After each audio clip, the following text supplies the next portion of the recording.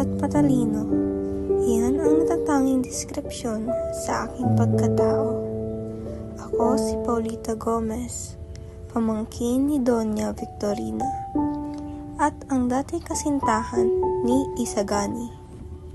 Hindi naman sa pagmamayabang, ngunit lahat ng kalalakihan sa aming universidad ay nakuhumaling sa aking kagandahan.